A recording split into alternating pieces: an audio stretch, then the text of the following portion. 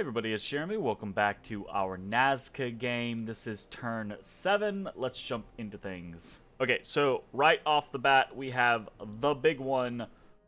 Conjuration 3 completed. This is hopefully going to be our fucking lifeline, right? So fingers crossed. And yeah, Conjuration 3 is going to allow us to summon condors. Immediately summoning condors, pairing that with the Inca and the condor warriors that we are currently recruiting, is hopefully going to allow us a solid second expansion group, which is gonna repair our just tattered expansion at the moment. So fingers crossed that is gonna be a surviving tool for us. So we've got that. That should be good. And then we've got some battles, and looking at our battles, I love that I preempted this. I called Vanheim's attack on Olier correctly, so we're gonna get some good information on Vanheim here, and we also have dodged a bullet, probably dodged a bullet. So let's see. Let's take a look first at our attack in the Cloudbreakers. Which is what we elected to do because I was relatively sure that attacking Olier would be very dangerous and lead to our demise, right? So we've got our group here. We're actually getting to the point to where this is potentially difficult for our single Akla to bless all of these troops. So we'll keep an eye and see how that goes. We are going into this blind, which is a little dangerous, but we're not up against too terrible a scenario. These soulless cannot fly. These raptors are not especially dangerous. So, see how it goes. We're actually going to focus on us for now because the raptors, we're on hold, right? So the raptors are actually very likely to get the attack off, and unfortunately, they land on our archers, or maybe fortunately, right? Because we would rather lose archers than lose condor warriors or anything like that. And also, fortunately, we don't get our Akla just yanked. So, raptors go down. In the back, the condor warriors assassinate the Seraph. So this is very easily won. We lose the 3 archers that we lost on the drop of the raptors, and that is absolutely a payment we are willing to make. So, the other fight we have is pinging Pack Woods with the Akla that we intend on prophetizing and summoning Supayas with. So, nothing big there. I talked about this about how I probably should have scripted her to just spam fireflies, because maybe, right, if she did that, then she would, have done some stuff. But that's what she does anyways, so in point of fact, it doesn't actually work. She does kill one of them, but they eventually get through her air shield. And when they had closed, they would have killed her anyways. So there was a very slight chance, right, that in the first 3 fireflies, she killed like 3 or 4 blowpipes, and that actually caused them to rout, right? The blowpipes to rout. But there's almost no chance that she would have caused the woodsman to rout. So anyways, Packwoods, easy peasy. Let's watch Olier, and then we'll watch, because we know we just pinged it, right? So we were intending to die there. Let's see what Vanheim actually has. Okay. Vanheim has a couple things here, and I think this is a very important to note what's going on here and what it kind of tells us, right? Vanheim has a random Huskarl, 3 Slurp Juices, their Prophet, right? And then a Van Heers with, it looks like 5 vans, right? 1, 2, 3, 4, 5 vans. The 5 vans is a very typical party, right? Very easily blessed by the van here. Why is the Prophet here? Why is this Huskarl here, right? They're going up against Lion Tribe. This is very easily beatable by these Vanheers, or Vans, without assistance. Assuming that they have some sort of bless, right? If they have no bless, then obviously that's a different matter. But they're definitely going to be blessed. So, we've got questions asked. Let's see about getting answers here, right? Okay, we're going to get Divine Blessing out. There's going to be an air shield up, protecting the van here. So cool. Everything gets blessed. Fantastic. We get a Sermon of Courage that's going to come out. It does hit these guys. Cool. Let's take a look at the bless, shall we? Alright. We've got magic weapons. Pretty given the vast majority of the time for Vans. Shock resistance 5. Pretty natural. Poison resistance 5. Very natural. Fire resistance 5. Very natural. Cold resist or fire resistance 10. Sorry. Cold resistance 5 is interesting. A lot of times people will skip the cold resistance and go for more defense, right? In point of fact, though, it looks like with cold resistance 5, they might have actually taken defense and taken speed enhancement, right? Because it looks like they've got combat speed, but also gone higher in cold and fire. So this means that they would have needed. Is it to go to 4? I think it's to go to 4, right? Because I think both of these. I had to sit here and do this in my brain real quick. I say do this in my brain real quick. I'm gonna go to the freaking wiki real fast because I don't remember. Pluses. Yeah. So.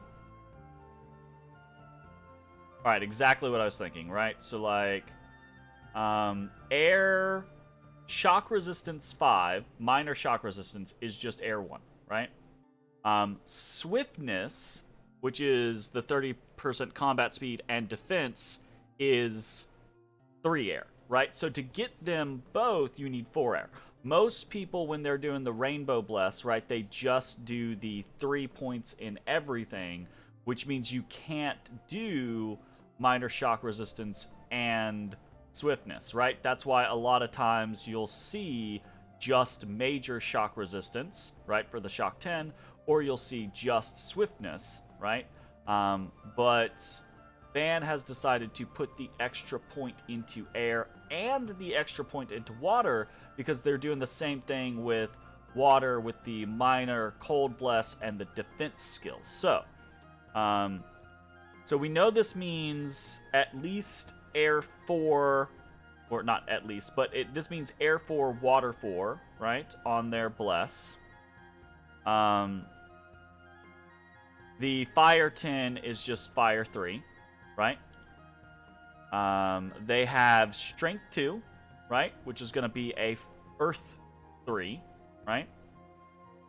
They've got the magic weapons, right? That's going to be Astral 4. They've got Dark Vision 50, right? Which is going to be...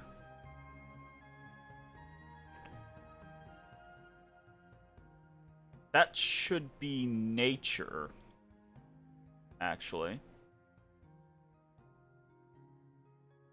Huh.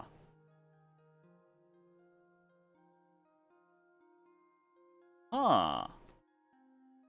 Okay, this is interesting. So they have Dark Vision 50, which means they took Low Light Vision, right?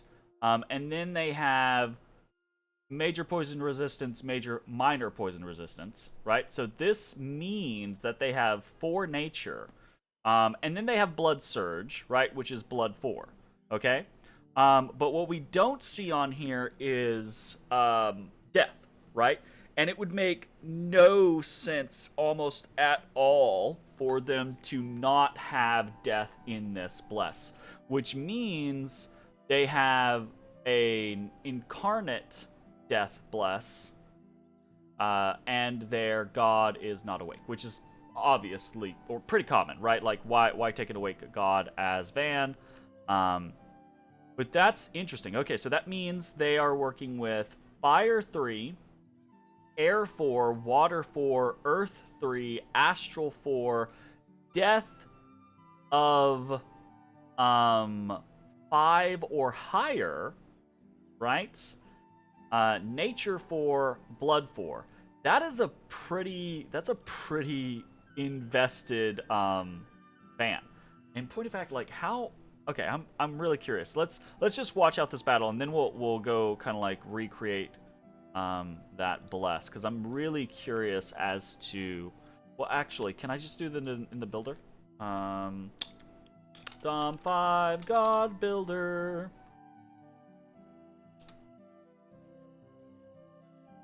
I don't remember. This is the Pretender Calculator is what it's called. I can never remember. I don't remember if this is actually updated in this day and age now. Actually, it's not even loading for me, so maybe not.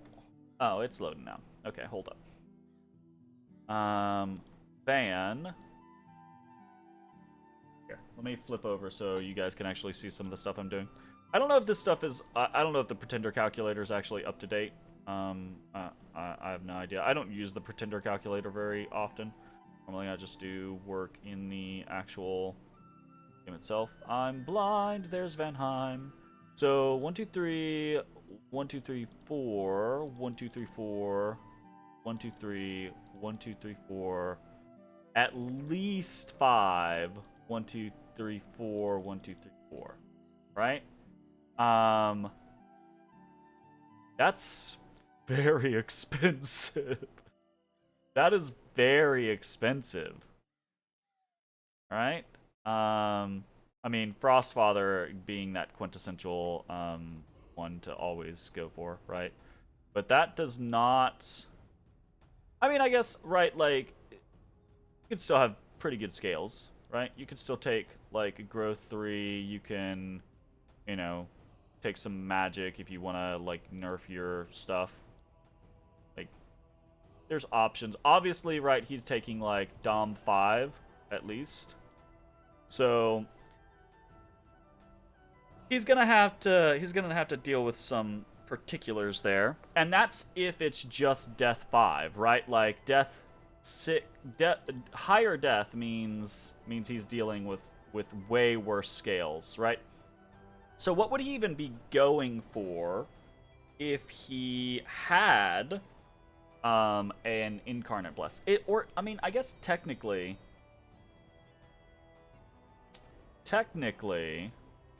we don't worry about any of this. We just leave. So 151. What if he just has no death?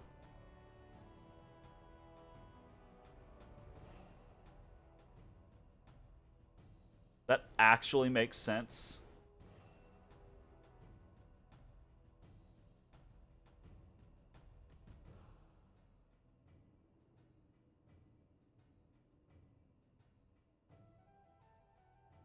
Yeah, that actually does make sense, right? Like, he might just not have any death, right? Because if he knew he had to go up to 4 anyways, because you can take 3s here and get the elemental, you can take, you know, and then just actually put into the 4 you need into this. So, I mean, that's possible. It's very possible. This is one of the things that's awesome about Dominions, is the complexity with builds and things like that. So it's possible he has no death on his god, or it's possible he has an incarnate bless or death on his god. What would he use for incarnate? I mean, there's some stuff that could be interesting, but I don't know. I mean, Stygian Flesh is perfectly fine, right? But, like, I don't know that it's worth going incarnate for, necessarily.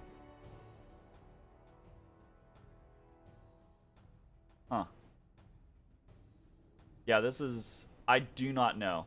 This is interesting. Alright, fuck it. We just spent like 25 minutes pontificating over one particular thing. These vans are going to crush the shit out of these Line Tribe warriors. Here's the fun and interesting thing. They are... It looks like says lost lots money. Never had it. This van... I think these guys are on guard commander. The way that they're moving. The length of time that they held on the commander. Right? The way that they are moving in to protect the commander. This Huskarl that's kind of like out in front. Very minorly catching these Line Tribe. They've routed the back line. This is going to be a super easy victory for them. There's almost nothing that the enemy can do against 23 defense skill vans, right? Here's the thing. I think very likely that this setup was designed in case we bumped, right? That this Huskarl and the Prophet over here this was sacrificial. If I drop on the vans, they're gonna kill me anyways, right? If I drop on the Prophet and the Huskarl, right, these vans are gonna sweep in and kill my commanders in the back, right? So it might be that Van was just like, I had no concerns about bumping me. But this feels set up specifically to be a bump, right? Having bait that he's willing to lose, trying to make sure that this stuff can kill things, etc. I don't know. Here's the thing. It's very possible that this is not the case, because it's very likely that had he just blessed with this van here, he would have killed all of my stuff anyways. We absolutely dodged a bullet by not attacking in Ulier. We would not have beaten these Vanheers. These Vanheers having, or these vans having 23 defense, or 22 defense, sorry, when they're blessed. Wait, no, that's not right. They had 23, didn't they? Oh yeah, they have 23. They have 22 now. When they get Blood Surge, they'll have 23. Them having 23 defense skill is 10 over my attack skill, right? We would not have hit them. They would have killed us to a man.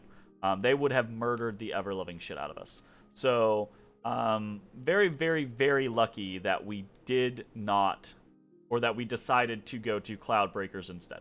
So, we ping in Ulier with an Apu. That Apu dies. And then we also get one other very, very, very interesting piece of intel, and that is Agartha attacks in Royal Green, which is 2 south of our capital, 2 north of theirs. And we have a very simple setup from Agartha. They've just got a Prophet out here, some Agarthan infantry out front, decent protection guys, and then some Agarthan light infantry on the wings. Not very decent protection guys, but a lot of them and decent defense skill can definitely chop some stuff.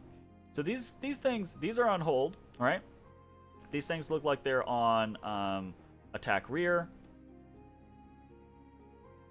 And they're just going to come in, and they're going to do a very good job of chopping up these Jaguar tribe. Like, these guys are not especially killing, but there's a lot of them. Agartha clearly has some good skills. They're able to just produce a fair amount of infantry, and then just send them out. We're going to talk more about this later. All right, 20 minutes in, we covered like 2.5 battles, and that's it, right? Okay, so battles for the turn. We've got 1 win and 1 loss versus Indies. which was a known quantity, and then 1 loss versus Vanheim, which was just a little ping buff, right? So no big deal there. That actually gained us a lot of really, really good information. So, last little things, we do have 2 of our Apus that are dead this turn that are turning into Malquis. That's good for us. What are we doing this turn? We've got... the borders are closing in, right? Things are becoming more constrained.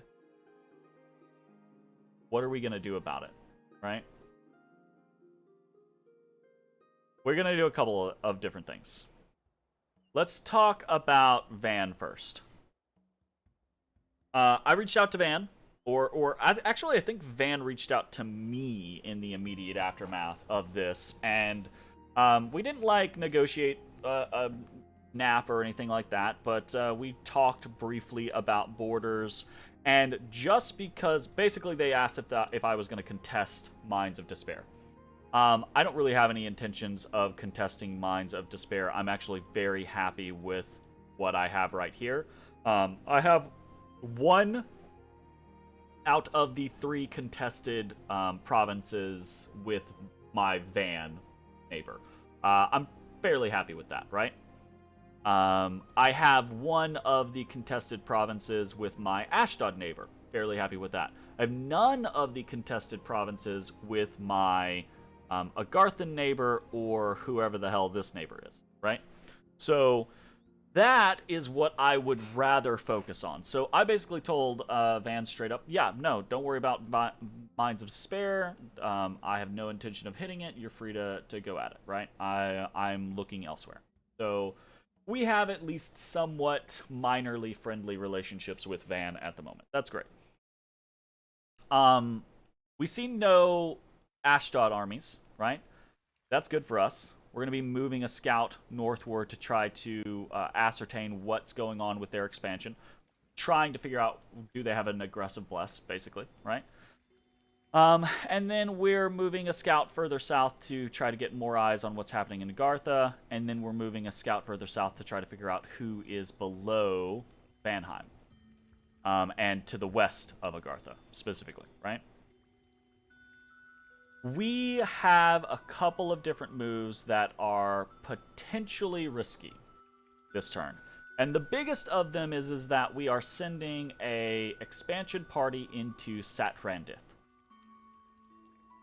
If Agartha moves into this province and they use the exact same formation that they had used here, we will very easily snipe this commander and rout the entirety of this force. If they change it up and they put some guards on this guy, or they bunch into a box and they hold, then we will probably lose that, actually. We'll probably get chopped up. And that will be a very big deal. The thing is I don't expect that to happen.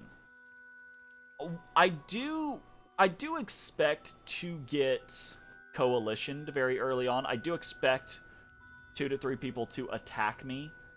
But marching into someone else's cap circle on turn 7 with this type of army, when you have, right, like, you have not completed expansion, obviously, right?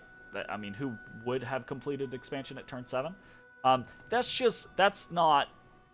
does not compute, right? Like, that is so far outside the realm of normal. It's so risky, right? Like, a cap defense against this would be incredibly easy, right?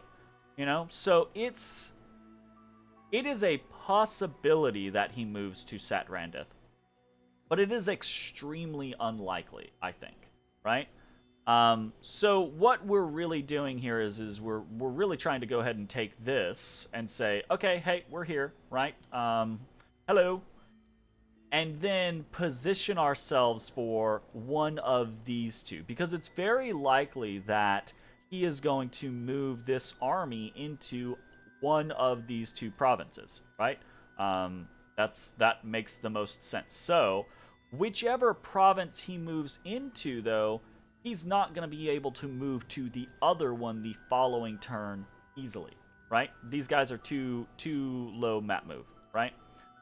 So what we should be able to do is we should be able to take Satrandith very, very easily, very safely. It's just militia and archers. That's an easy peasy province. So we take that, and then on the following turn, whichever he has not taken, we move into. Okay? So that's one of the things we're doing. Another thing we're doing is we're sending one of our Apus into Miratrand, because this province we need to take soon, but it keeps fluctuating on how big it is. So I need to actually figure out exactly what is going on there. So that's another thing that we're doing. We're moving this Karaka, picked up a Patanruna, and we're moving over to Bara, because Bara is where we're going to need to have commanders in order to patrol out this province so that we can continue to capture Hatenruna. We captured some Hatenruna this turn, and we're actually going to be moving them into the capital to go with all of our other forces for when this Inca pops next turn, right? And then we're doing a couple of other particular things that we'll talk about as we move forward in the actual like discussion of recruitment and things. So let's talk about recruitment real quick. The main portion, I'll just run down the list. So recruitment, we have this turn 2 Karakas, 1 Pakwo of the Mountain Spirits, 4 Condor Warriors, 6 Aukak Spearmen, and 4 Heavy Infantry. So, a couple of noteworthy things there. The first, right, is that we are going to go ahead and grab a Pakwo of the Mountain Spirits in Bara. We need some site searching to start happening. The most important site searching we need to start happening is air. The Pakwo of the Mountain Spirits has air, whereas the Earth Mother has earth, right? So we're going to go for the Mountain Spirits, get an air mage out there and start site searching. Miscellaneously also be searching for nature magic. Great, fantastic, right? We're doing that because we can't really take the time to just produce a random Akla and site search with it, right? So we need to try to get that out there as soon as we can. The base recruitment, Condor Warriors and Spearmen, there's nothing surprising about that. We're just filling out our ranks for this army. That's going to go with the Hatenruna and the Condors that we're going to get. And that's going to be next expansion party. So nothing surprising there, right? The semi-interesting kind of stuff is, one, we are getting a Karaka here, right? Because we can actually get Karakas in any of our highlands or mountains. So that's neat, right? Can't recruit here, can't recruit here, but can recruit here, and can recruit here. So we're going to go ahead and do that because we need more leaders in Bara to patrol down this territory and move units around, right? We're probably not going to get very many Karakas because they don't fly, and they don't turn into anything, but they're useful for ferrying troops around, right? And then you already saw, right, because I clicked on it up here in Mighty Pillars, but we need to turn our gold into power sooner rather than later, because we are absolutely going to get attacked very, very early on. One of the things that Nazca does not do well is present a solid wall, right? We're a flying nation. We fly, right? We don't do very well presenting a solid wall. Meaning that if you run into something like elves, they can attack rear and butcher your commanders. What we're doing here is trying to supplement our defenses against that. Heavy infantry will not survive against something like a Van or something like a Anakite for very long, but they can survive for a short amount of time. Having enough of these guys on guard commander, having like 4 or 5 commanders and 20 or 30 heavy infantry on guard commander, or just in a box on hold and attack next to the commanders, and then on like attack cavalry or something like that, depending on who you think you're going to be fighting, can tie up those units so that you have a fighting chance to kill their commanders or to get the magic off that you're trying to accomplish, right? So I'm not going to be greedy. I don't think I can be greedy. I don't think I can just store up gold. We're immediately pumping things into units to try to defend ourselves with, right? So that's what's happening with the recruitment. Only really interesting things there are, again, the heavy infantry and then the Pakwo of the mountain spirit. So that should be cool. Of note, I'm going to be reporting on our capturing for Hatenruna every turn, because I think it's really interesting information to know, right? Like, when we make those jumps, or how important is it that we're generating 30, 40 Hatenruna per turn, or do we go up to the point to where we're generating 80 to 100 Hatenruna per turn? What are those marks in the game? What does it avail us, right? Like, what are we getting out of it? Etc., etc. So, Hatenruna for this turn, we captured 18. Get that?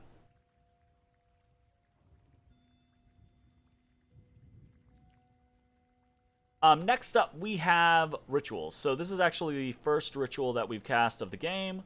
First thing happening, we've hit Conjuration 3. We are immediately summoning condors. This is going to time well, right? We have an Inca coming out next turn. We will have 4 Condor Warriors, and it looks like probably 9 or 10 Alcax Spearmen. We'll also have 18 Hatenruna that are going to be in Nazca, right? So this is going to allow us 8 Condors, or 8 Condor Warriors and 15 Condors, right? As an Alpha Strike group, a set of Hatenruna and Spearmen as kind of like a holding force, and an Inca to bless it all, right? So that should be a very serviceable expansion party to start going up into this area, because what we have now is the walls are closing in. We have gone as far as we're going to be able to go with Van. Agartha is already threatening how far we are going to be able to go, right? So it's important in your expansion, right, to get the contested provinces, right? The 3 provinces on your border in between your thrones and the enemy's capital, right? So we're getting 1 out of the 3 with Van. We're probably going to be getting 1 out of the 3 with Agartha. And so far we have 1 out of the 3 with Ashdod. So if you're getting none, right? If you're getting 1 on every contested border, then you are going to be small. You're going to be significantly smaller. We already expect to be smaller than we would prefer to be, but we need to mitigate that as much as possible. That's why we're moving into Satrandith and gonna threaten 1 of these 2 on the following turn. And honestly, that's why we pinged Pack Woods last time, and why we're moving in the direction we are with the scout, right? Because I want to see, is he in Pavonia yet, right? Because if he's not, the next turn we can safely take Pack Woods, which means we have 2 of the 3 contested with Ashdod, and the third is not a give me, right? But is safe-ish for us to pick up easily as soon as we start generating Supayas, right? So that would give us 1 on our Van border, 2 to 3 on our Ashdod border, 1 on our Agartha border, and we're not sure yet over here, right? Because the coastline is kind of like that big question mark.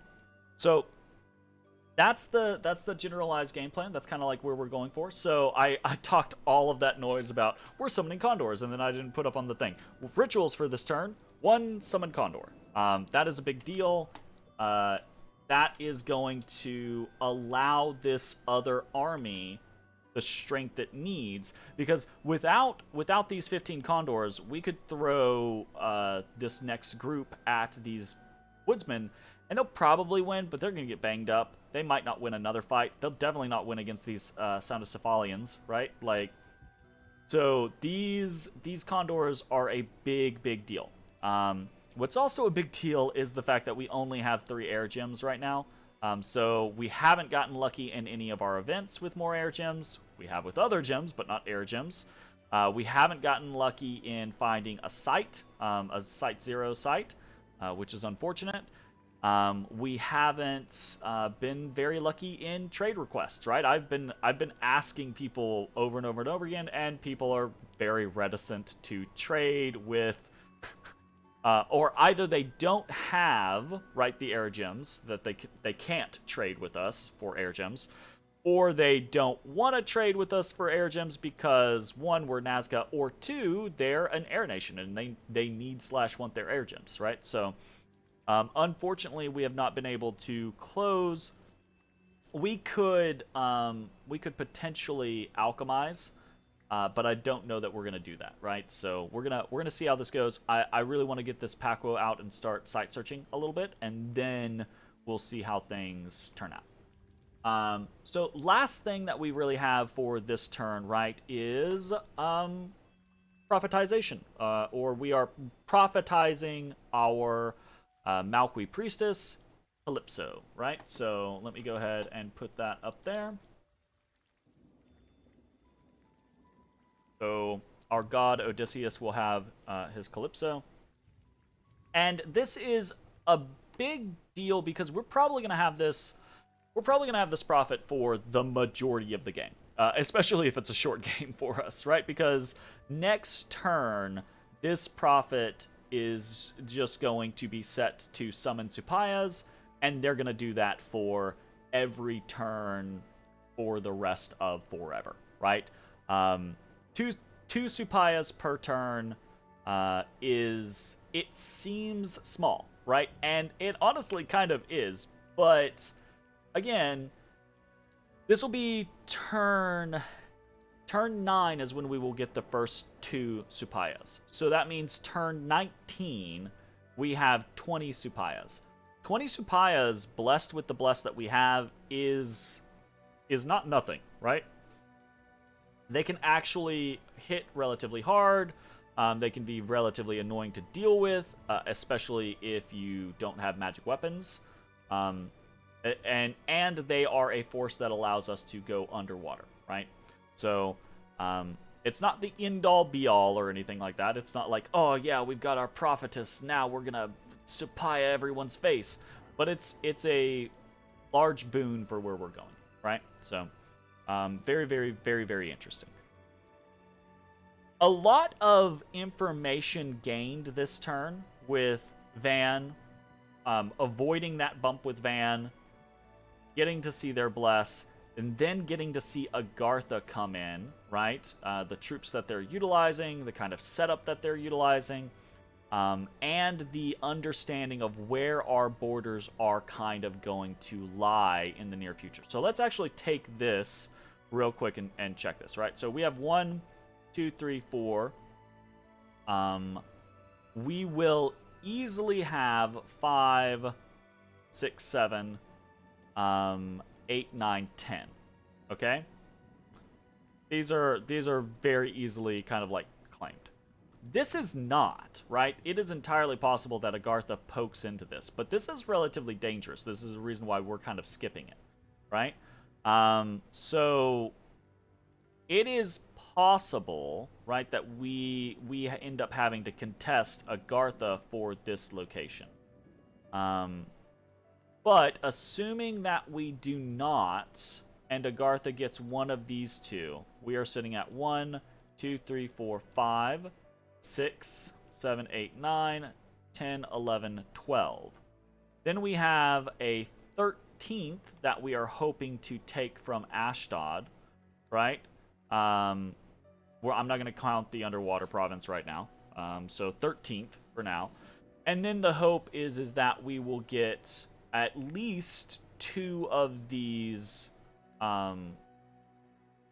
coastal provinces, right? So 13, 14, 15, right? 15 is not great, but 15 is okay, right? If we don't get one of these contested Agarthan provinces, right, that knocks us down to 14.